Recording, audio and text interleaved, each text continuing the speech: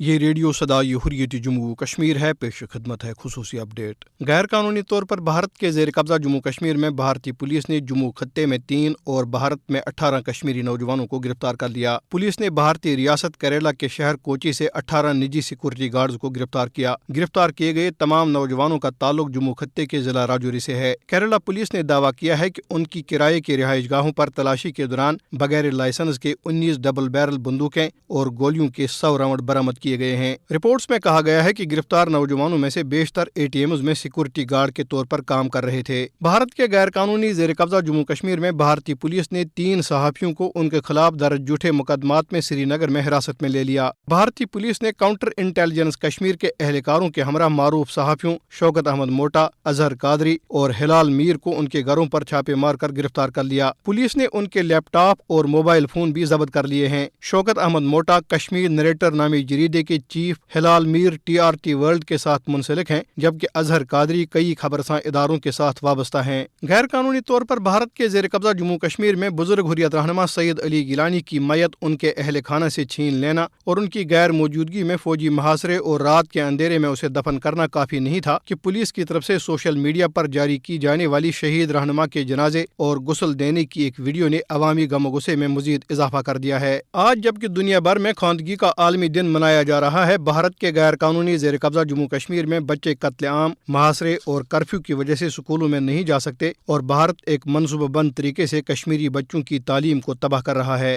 خصوصی اپڈیٹ ختم ہوا۔